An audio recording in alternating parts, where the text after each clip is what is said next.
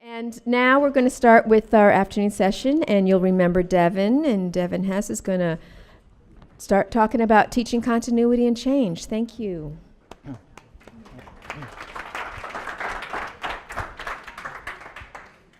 Well, Xiao Wu Chao. No, Xiao Wu Hao. See? You can teach an old dog new tricks.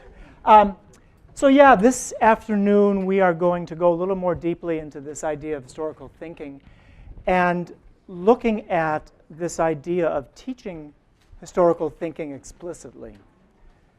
We talked this morning a little bit about the importance of elevating the thinking skill up to be equal to or greater than the content acquisition.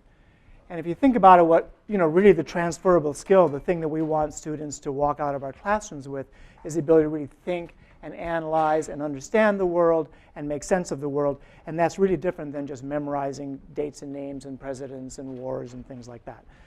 But you have to teach it explicitly. So that's what we want to look at. And this is this framing of it comes from the new framework, although it's a way that a lot of teachers and a lot of us in this room have been thinking about it anyway. But the framework has sort of captured some of these shifts around how we want to be looking at instruction in these four categories. One is inquiry, that it's not just enough to tell kids what they need to understand and think and respond on the test, but rather teach them how to investigate questions of significance. And I thought Tobias, for example, gave us a really beautiful list of questions that is sort of an opening to, wow, how do I explore these questions? How do I understand the world? So it's really about inquiry that empowers our students. If they can ask questions, they can figure things out on their own as opposed to just simply being recipients of whatever they're told. And of course, then the content, again, is the historical thinking skills is as important as the content itself. I talked about literacy and I talked about citizenship. So this comes from the framework. So I want to talk a little bit about the inquiry piece. And one thing I always encourage you doing is every lesson, every piece of paper, every unit, every course is framed by an inquiry question. And this is true for whatever discipline you teach. NGSS is taking up inquiry in a way that before used to be just about the facts of science, and now it's really about investigating science. But you have to frame the questions for the kids to take it on. So, and that's a shift. In the past, I know any of us teachers who were teaching back in the No Child Left Behind days know that it was a march through content, and usually what determined what got covered and what we had to leave out, because you can't do it all, is that it became the end of May, and oh my God, I only got to the Civil War, I didn't do Reconstruction, but oh well, here I am, the course is over. So that time usually determined what your content coverage was. Well, with the inquiry model, the inquiry itself becomes the determining criteria for what you teach. So we actually encourage one course level question. We encourage unit questions that help you answer that course level question. And as, of course, you go down into the lesson level and the activity level, you're looking at that question, this big, big, broad question when you ask it at the course level, but more and more granular. But that helps you understand and make sense of that big question. But as you think about a framing question, you start realizing that the content that's in our standards don't all equally apply to answering that question. So now, instead of what determines what I teach because it's end of May and I didn't get to Reconstruction if I'm doing 8th grade, what now determines what I teach is, wow, does 8.7.3 in my standards help me answer the question? And if it doesn't, take it out. And if there's something else that does help you answer it better, add it in. And just by the fact that you're all in this room and modern China is not in a lot of the standards shows that you have that openness in your teaching to be able to do that. So, but by framing it with this inquiry, it gives you, it allows you to kind of have a criteria or sort of a benchmark by which you decide what's important to teach and what's not important to teach. Does it serve my inquiry or not? So I think of the content as the raw material for the inquiry, and the historical thinking skills is the process by which I do that. So when we think about inquiry, we have to then craft a question down to the lesson level. And when I work with districts and schools and we do our institutes, we spend a lot of time on the course questions and a lot of time on the unit questions. But right now, because we're kind of at the lesson level, we want to look a little bit about what a lesson question needs to be. And so we have these couple things about it, like we want to be able to ask questions that shed light on the bigger question, the essential question or the course question or the unit question. And that question helps us explore it in detail, helps us maybe put together the pieces that then help answer that overarching question. So every question you ask at the lesson level is there for a reason because it relates to that course question. As opposed to, I'm in this unit, here's this lesson, wow, what's a good essential question for that lesson? Oh, here's something. And then I'm doing the next lesson. What's a good essential question for that? Oh, here's something else. It lacks coherency. So when you have it from a unit as the overarching, then everything then, it helps direct what those questions are going to be. And if you're working with DBQs or SHAG or any of these kind of things, they may put a question out there on their document that doesn't relate to what you're trying to do. So that's OK, tweak it, change it. And then use the resources you have, but always be answering your bigger questions. That gives the students reason to do the work that we're asking them to do. Then the other thing about the questions is we're not asking for them to regurgitate anymore. We're not asking for them, when is the War of 1812? That's not a useful question. We're asking them to come up with a thesis, thank you, come up with a thesis or an argument, and so that you're not just, so that you actually have to create a sense of understanding out of this primary source work I did or these things I was asked to read. I have to make sense of it by coming up with my own claim about it. And so you want to be able to, the question then therefore has to elicit that thesis.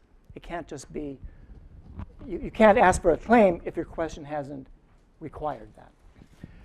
And of course, we're not looking for claims that have the obvious answer. We don't want a claim where this is the right, we don't want a question where here's the right answer and all the rest are wrong. We want them to be able to present different nuanced arguments, present different points of view, and then be able to argue it using evidence, which is the last one. So therefore, your question, if you're going to argue it using evidence, your question has to hit the sweet spot of being not too broad and not too specific, because you want them to do the work to be able to actually come up with an answer. And that's different from essential questions, which are so vague and overarching that there is not a way you could really have a student answer it. It becomes a book or a thesis or something. We want to be a little more specific when we're talking about lesson questions. And that's what we're going to go to this afternoon, is coming up with, starting to work on some lesson design. So here are some questions.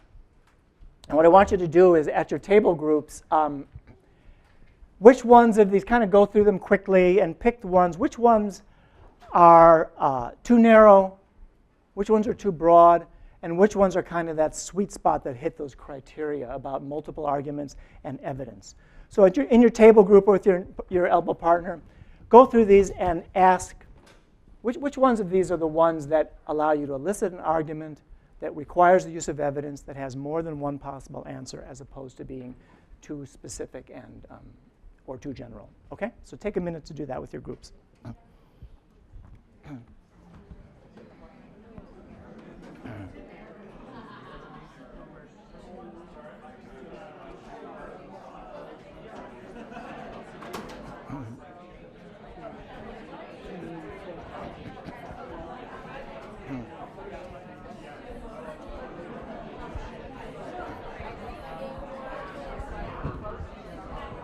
I'm a little bit hoarse, and so I don't want. Am I be talking a little quieter? And you can pick it up? Yeah, because I need to talk real quiet.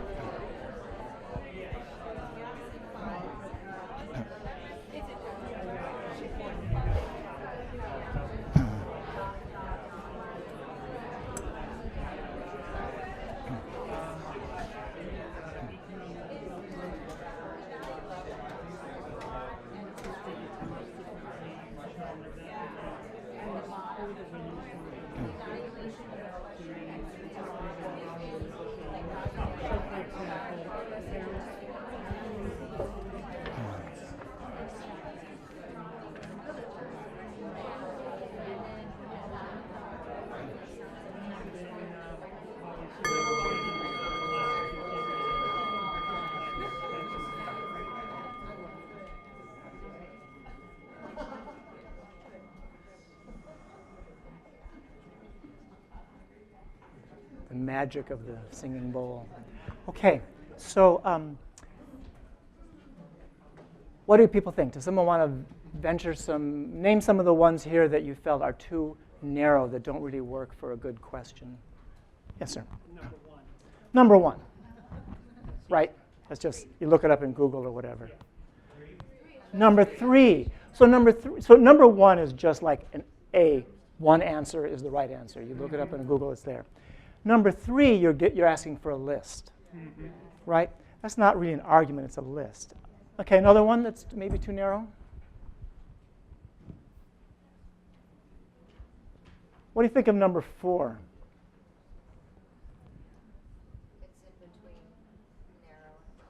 It's kind of in between, but I'm asking kind of for a list. But it could be modified. The topic is actually wonderful. It's just if you modify the presentation. So how might you modify that? Oh, don't ask me. So you put yourself on the line there. So something like how or to what extent did different factors or Yeah. You could look at one or two factors and then.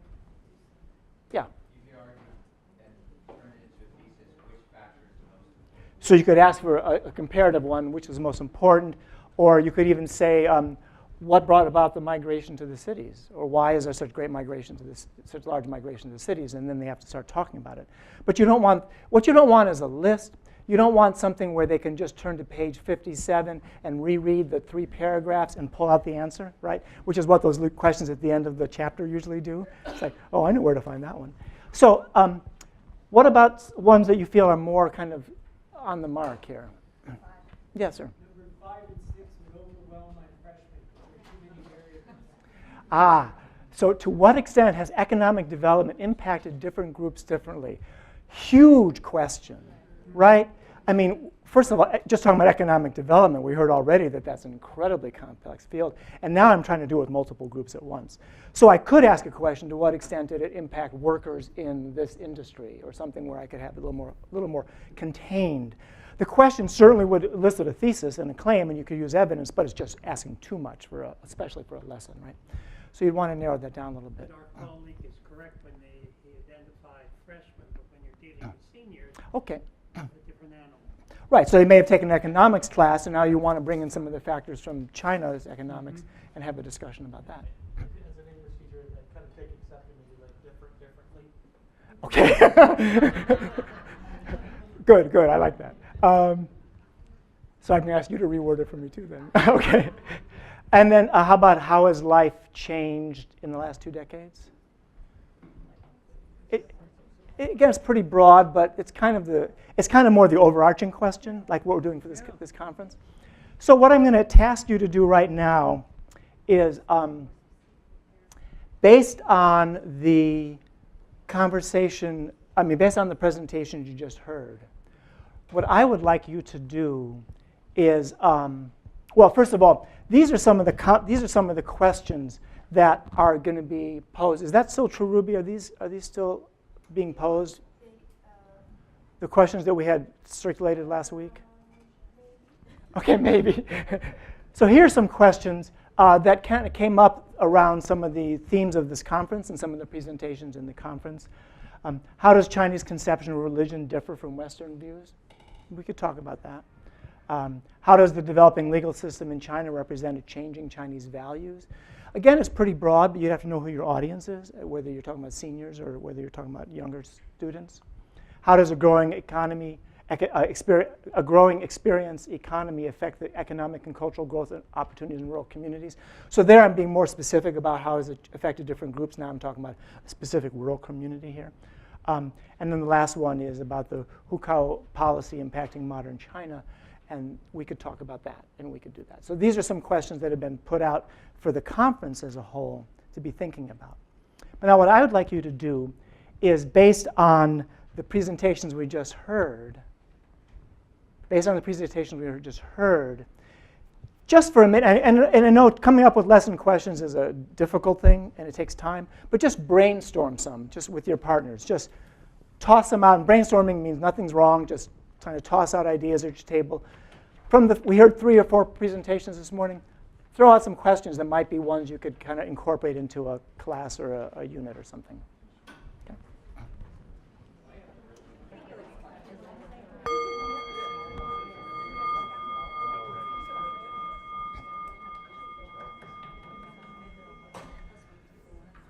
So you will have an opportunity this afternoon and then tomorrow to continue this process.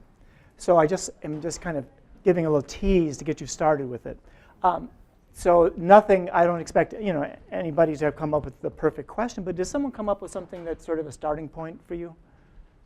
Anyone want to be brave and volunteer? We're not going to critique it. Anyone want to be brave and offer one they came up with? Yeah, back here. A recurring question in my class is, what is the danger of a single story narrative? Well, that's it. Yeah. So I thought about how we presented two different sides of the story, and that's a very important, complex part. I mean, I think that question is about just historical thinking and how do we understand the world. I mean, my God, that's a really important thing to be looking at. Do other people come up with ones? Yeah. We said, to what extent does the Chinese Constitution protect protesters' rights? To what extent does it protect protesters' rights? So to what extent questions are really interesting questions because you have to do some evaluation. So you have to say, well, on this, to this hand, such and such, but on the other hand, we have an other point of view. So that, to what extent, can be interesting. They can also be very challenging because you have to put some sort of evaluatory thing on it. But that's great. Anyone else want to toss one out? Yeah. Okay. I heard in the past saying that if all the Chinese population start to use the heaters or the air conditioners, so the whole world will face a very critical problem of the global warming.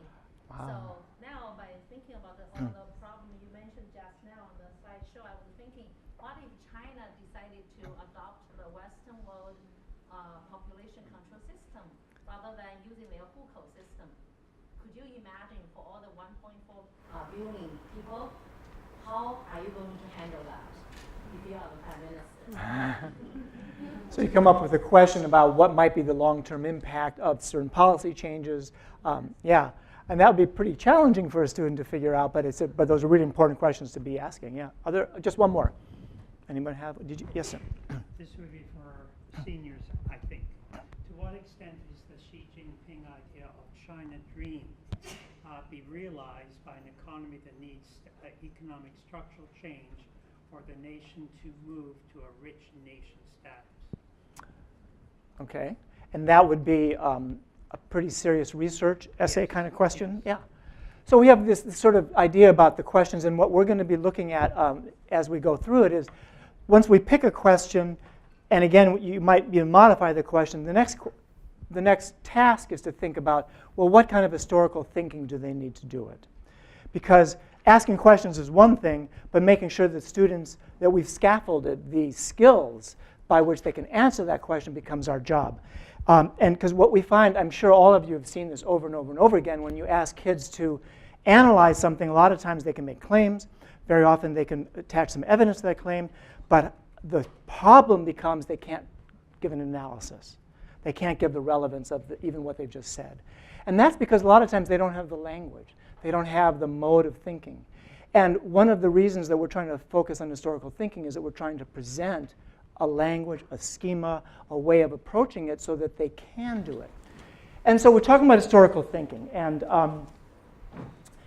I put up this list earlier about the 6 big concepts. And what I'd like you to do at this point is go into your packets. And in your packet, you will find a document called Guidepost Historical Thinking. And what this Guidepost Historical Thinking is, it takes those 6 concepts and it breaks them down a little bit by putting 3 or 4, 5 guideposts next to each concept. Basically, flushing out a little bit the idea and some of the intricacies or the nuances of that concept. And what I'd like you to do is to read both sides through. You've got highlighters on the table. And as you go through reading them, here's what I would like you to be thinking about. I don't want you to think about that. You do not need my outlook. What I want you to be thinking about is this. Which of these guideposts, as you're teaching history, or even if you're doing world language and you want the kids to be thinking about concepts, which of these really stand out as being critical and revealing and important, or something maybe out of the ordinary, something you haven't thought about or taught before? Which ones of these might be most challenging? Right? Because some of these are relatively basic, and some of these are like, wow, my kids could never grasp that. Or I could never grasp that. I mean, even as adults, these are not like, these are challenging for adults as well. Then the next question is, think about maybe, and you don't have to do all these questions, sort of have your conversation focus around this. How did these different guideposts, like pick a guidepost that may be really revealing, and then think, wow, as I listened to the conversations this morning, the presentations this morning, where did I really see that? How can I identify that concept or that guidepost in the presentations we heard?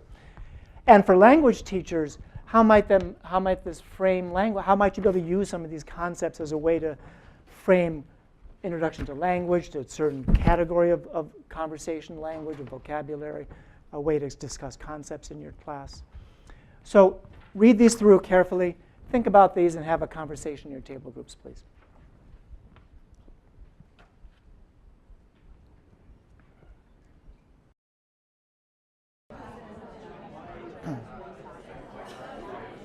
I was curious what the two of you thought about this ethical, whether or not your students can grapple with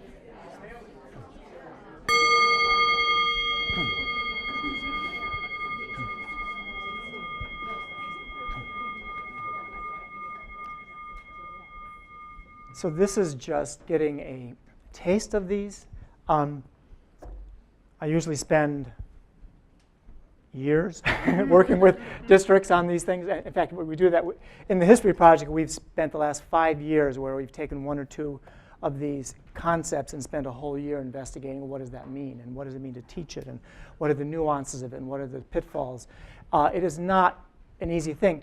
And one thing I want to clarify is you would never try to teach a concept touching on all of these at the same time. In fact, that's what I want to kind of get into in a second. But before I do, is there some thoughts about what really stood out here as you were looking at that and having these conversations of these guideposts? Just in general, as a useful way of thinking about this is sort of like the mindset that historians use as different from the mode of thinking of scientists, as different from the mode of thinking of mathematicians. This is the mode of thinking of historians yeah, so I have real historians in the room, so I always have to be careful when I have the real thing here. But I think that, but this is sort of the mindset you have to have. So I'm just thinking in terms of as we work with our kids, what stands out for you that really is important or critical here? Just overall or specific guideposts? Yeah. We kind of talked about Bloom's taxonomy and like we're talking middle school to seniors in high school, how the weight analysis and the production of whatever the students are producing is going to look differently, even though they're similar topics. So one's challenging to my students and challenging to her students by producing something, but different levels of Yeah. And we feel that you can do this from kindergarten through graduate school, just at different levels of complexity. Yeah.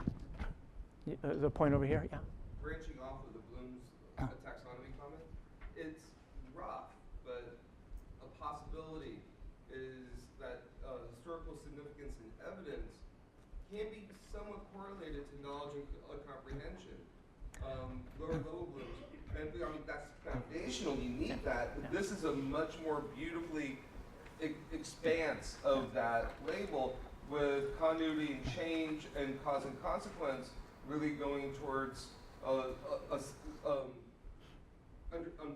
that with, and at the end, historical perspectives and ethical dimension, going with a criteria developing The synthesis and the synthesis at the end. Yeah. I mean, that's rough, but each one of these on its own is amazingly solid.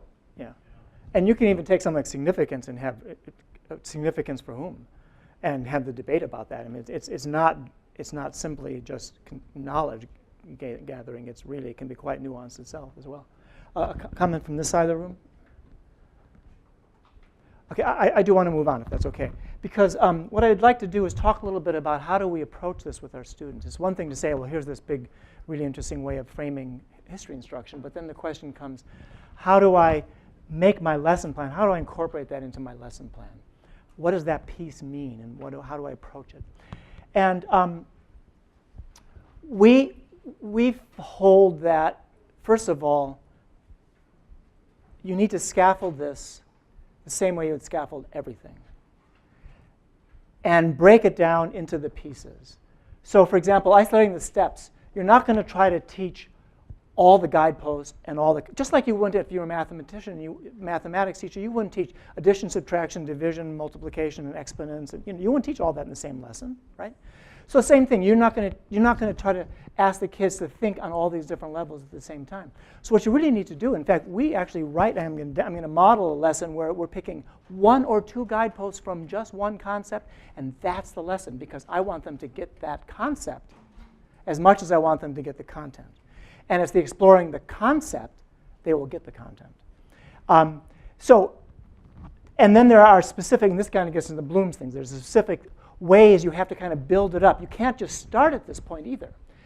Because if you're taking, for example, a text, then you might look at the first step, and this would be a whole, before you can talk about historical thinking and analysis, they have to understand what they've just read. Do I know the vocabulary? Do I understand the idioms, the colloquialisms? And then what are the strategies to help them do that? And we all know various vocabulary building strategies and things like that, right? Annotation strategies. So we have to apply that before you can expect them to do the analysis. We can't forget to go through the steps. Secondly, the comprehension. What are the main ideas? What's the concepts being talked about here? And again, you have strategies for that. And we do whole workshops on these different kind of strategies. But then we get into the analysis piece, and this is where we really get into historical thinking. And you're starting to look at these nuances, where you can start having arguments about it and really try to understand the main, sort of extract bigger concepts out of, the bigger understandings out of a piece of text that you might be given. And then lastly, if you're wanting to corroborate it, then you're talking about looking at multiple sources, maybe now synthesizing multiple concepts. And as your kids go through the years and as they grow up in ages, they're going to be able to do this on more sophisticated levels. But you cannot jump right into the synthesis or the analysis without going through the other steps of understanding. So how do we do that? Well, what strategy do you pick? How do you go about it? First of all, you have to know what your question is. And then within that question, what is the historical thinking skill that's implied by that question? Or what's demanded of that question? And then make sure that whatever you give them to answer the question fits. The biggest mistake we see when we're working with teachers is they've asked a question, they've given materials, they've expected this result, but they don't all, the puzzle pieces don't fit right. So you have to be able to go through and make sure that all the different aspects of it work. So for example, this is the lesson question I want to give a quick demonstration for. How has the migration of youth to the cities impacted rural China? So first of all, we could look at that as evidence, right? We could be given some pictures. I could give them readings or something like that. And we could do a lesson just about the evidence of it. That might be a whole lesson. And I have various strategies to do evidence work.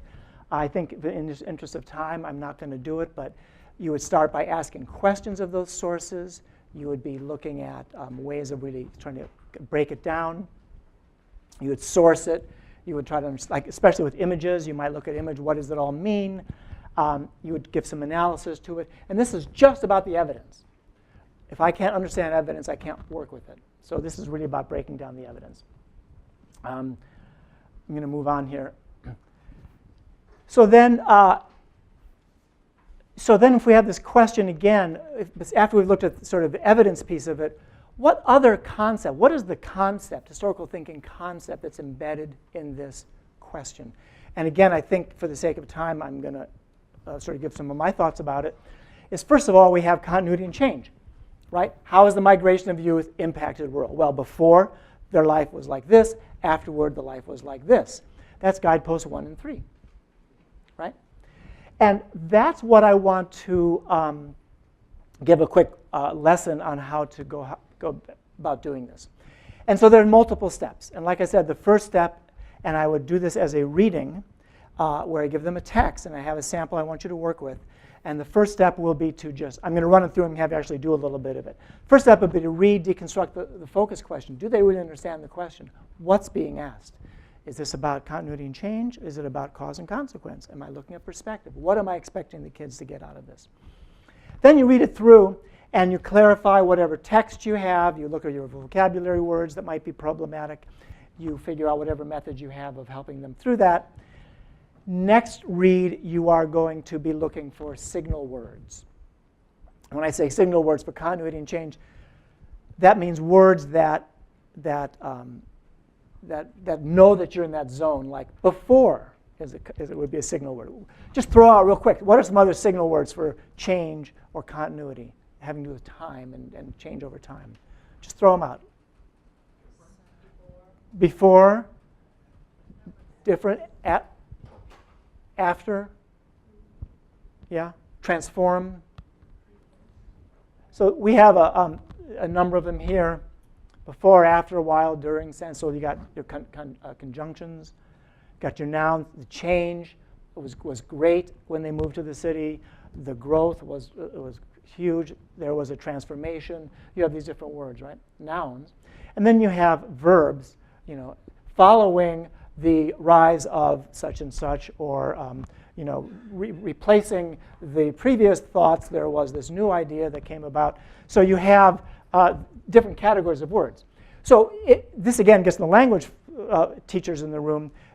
You can work with this too, and you're working with it within a concept, within a construct of historical thinking, but you can still be teaching a vocabulary that are within this kind of realm. So what I'd like you to do is I have with you this reading here on, and just for the interest of time, let's just look at the first couple paragraphs. And so the first step of doing this is to, I'm going to jump right to this. I'll explain the third step in a minute. So what I'd like you to do is the first step of this, what you're going to do is go to look at the, let me just go to it here.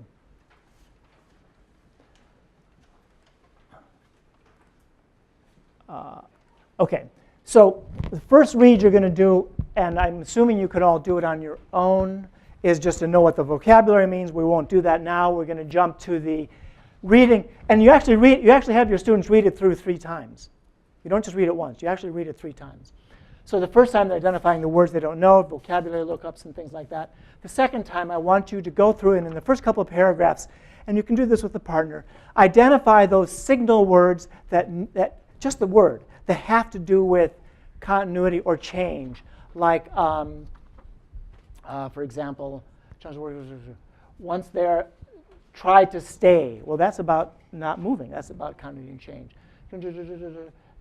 So I want you to go through and find the words, often left to fend, often left. So that's, again, they're sort of remaining behind. That's about continuity.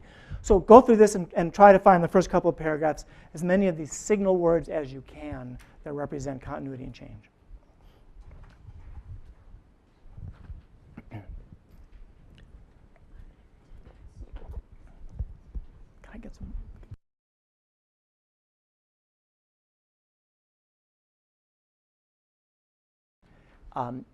So thinking about just in the first, say, 2 or 3 paragraphs, could people toss out some signal words that they saw that relate to the idea of continuity, change, time? Say again? So just toss them out. For good. For good? Yeah. Okay. So things, relocate is another one. So there's obviously a change. Other ones? First step. So there's a process going on. Okay. Make the journey. So there's some change going on. They're moving location.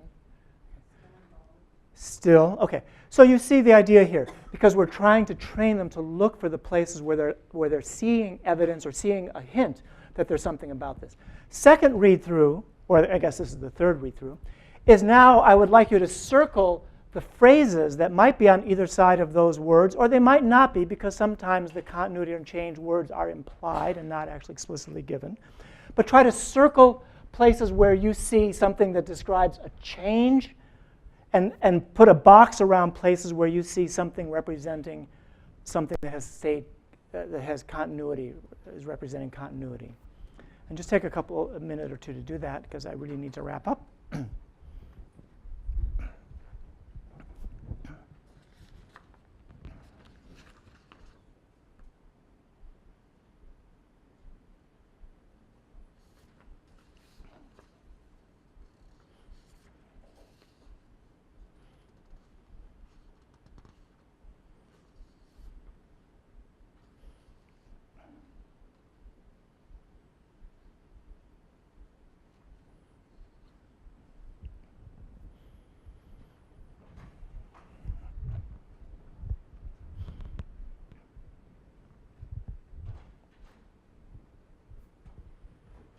Okay, did people find some phrases that represented change? Somebody toss out a phrase that change. Controllable money soared. Okay, so the money soared. So that's a change. So how about another one that represented change? A phrase that that talked about change. There must have been another one. Customs have fallen by the wayside. Okay. Did someone find one that was about continuity? Those tend to be a little later in the thing. Yeah. Time-honored rituals. Time-honored rituals. So that's something that continues the same. So here's, and I have this, by the way, for you. I'm going to show you in a second the resources. I showed change ones in red, some continuity ones in green. You can see this. So then the next step that I would do with students who, if we're really trying to explore this continuity and change, and it might be the basis for an essay or some Socratic seminar or something like that, is I would then ask them to basically go through that reading and now put them into an organizer, so they're now categorizing and organizing it in another way, and they're consolidating elements that represent change, continuity, and elements that represent change. And then that, again, I have this for you, would end up looking something like this, right? And then lastly, you might ask them to, the second guidepost, the additional guidepost would be, let's talk about the changes that happened, and was that progress for whom and or decline for whom? So now we're getting a little bit of evaluation of, okay, change is not a monolithic uniform experience, right? Or the continuity is. So who is actually, how's it impacting different groups differently? So you would do an activity like this. And again, I have this for you where you have then some of the examples that I put in here in the key. When you are making your lesson plans, you should always do a key. So lastly, I want to talk about, well, there are also, I have also organizers. You do the same strategy, but you can be looking for cause and consequence. And here might be an organizer you'd use for cause or consequence, where you're categorizing the types of causes and the types of consequence based on that guidepost 1 and 3 of cause and consequence, about the web of interaction. You might have one where you are breaking down the causes even in more detail. This would be more of a high school kind of thing, where you're saying, let's look at the causes from these different categories of causes, and let's do some analysis of them. Let's find the evidence, let's do the analysis, and let's give some relevance to our focus question. How does this help me answer the focus question? Now you're going a little more depth about what these causes and consequences are. And what I'd like to do is I want to point you to some resources that you're going to can use as you go into your breakout sessions. But before I point you to those resources, let me just sort of say what we're aiming for here, which is this. We have, as my understanding is, at Institute, you're all being asked to develop a lesson plan. But the activity, which I just showed you, is not a lesson plan. It's just one activity within a lesson plan. But what we're aiming for in this workshop today and tomorrow is to develop an inquiry question that will guide instruction, find appropriate text or other evidence you will give them, could be photographs or whatever else that they'll be working with. Determine which historical thinking skill you want to focus on. It has to obviously match what is in the evidence you give them, the text you give them. Because again, this has to be linked. Determine the best strategy based on these factors. And then create a teacher key. If you don't create a teacher, I can't tell you how many times teachers have this idea that kids can do stuff and they try to do it themselves. I don't know if you've all experienced it. I sure did. And then notice that it's an iterative process. Notice you don't have to, you might be here, then kind of go back and revise that, come back here, revise it. It's sort of a back and forth thing. You kind of massage it as you go. You'll probably find that you change your question by the time you're at the end of the process. And just to give you resources for this, we have a bit.do, and that's like a short URL. If you just type in, and you can do it in the next session as well, bit.do 1990, that's the Institute, dash 2018, that's our year. So it's a pretty easy one to remember, but what I want to show you is what you get to when you go there. And when you go there, what you get is, and you'll have that URL when you go into your breakout sessions, but you have primary source document analysis tool. It's very interesting. It really helps them look closely at primary sources. This is the demo strategy I just showed you. So you see it with the keys. These are two other activities that relate to progress and decline and cause and continuity and change. Here's cause and consequence ones, including the one I just showed you. And here's one example with the key about the Haitian Revolution. Here's our website, UCB-HSSP, UC Berkeley History Social Science Project website that has a ton of resources for you. Join the Facebook, our Facebook, if you want to know about institutes we're doing. Speaking of which, you might be very interested in something coming up at the Art Museum. We collaborate with the Asian Art Museum in San Francisco. We did it last year on History of Japan. We're doing a 3-year collaboration. This year coming up is going to be a week institute on religion and moral codes. And we'll be using artifacts from the museum as we explore those concepts with kids. The year after that, we'll be looking at war, power, and control in Asia and the different ways they showed up in different societies and nations in Asia. And lastly, the last year we'll be looking at trade and exchange, knowing that, of course, Asia was sort of the birth of a lot of the innovations and exchange that went out in the world through the Silk Road and other trade modules. So these are things to be watching for. You will find all of that on our website, which, if you go to our website, it has tons and tons of resources. Making History has all sorts of things on historical thinking strategies. And for teachers, there's lesson databases, lesson planning templates. That's some different strategies as well. So explore that all. And we are going to now turn you loose, and you're going to break into your groups with different teacher leaders. And I'll kind of circulate around, and if you have questions about these, but you're encouraged to, what we wanted to do is we wanted to give you a starting point, like by handing a strategy, an organizer, a way to think about it, an example of it, so that when you're being asked to do these lesson plans, you're not starting from scratch.